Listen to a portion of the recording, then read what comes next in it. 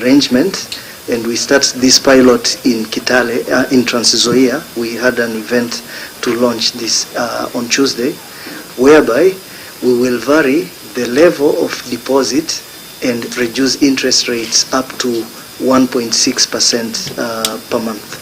So we are trying to design our business, particularly the interest rate, to match the realities of economies.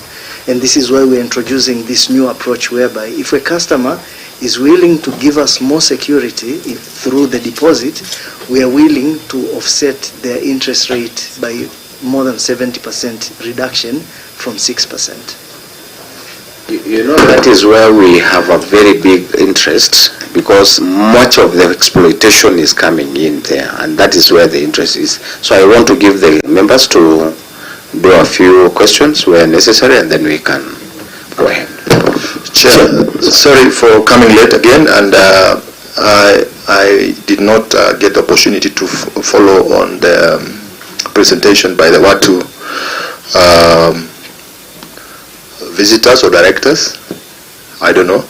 Now, my question is with regard with what the chair have just asked. There were specific areas that were to be responded to by you, and in those specific areas or specific questions, Central Bank has responded that they have not given you license to operate or to give credit, and in that regard, you've informed the committee that your interest rates are at 6%.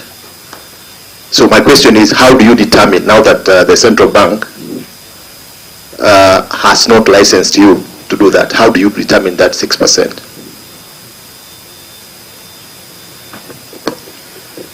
We look at the total cost of acquisition, which is usually referred to as the interest rate in this regard. We look at what are the services that Watu is providing to this customer who is signing up for a loan, for an asset financing loan with it.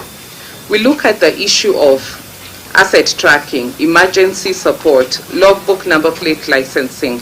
We look at the customer support and services on a 24-hour basis. So all these things cost. They cost money and they are costed, and this is what determines the interest rate. And that is why it is possible for Watu to keep on working on this variation, the interest rates, because we are looking at what at the end of the day will help this customer maintain his asset from the first day of the loan to the last day of payment. We know the issue of insecurity. These assets have to be tracked. That is a cost that has to be taken care of. This is a cost that if the customer goes to a shop and buys as a cash sale, would probably not get this service. And that is why Watu has to have the total cost of ownership carefully thought out to cover all these value additions that the customer is going to enjoy. Chair, a follow-up question on that one. Now that National Treasury says you are not licensed to carry out bank, your business now operates under which act? Because from the response of Treasury, they say Watu Credit is not licensed to carry out banking, microfinance, digital credit business, or any other forms of deposit business under Microfinance Act, Banking Act, Central Bank Act, and has not submitted a request for licensing as a digital credit service provider. So you operate under which act to have a credit?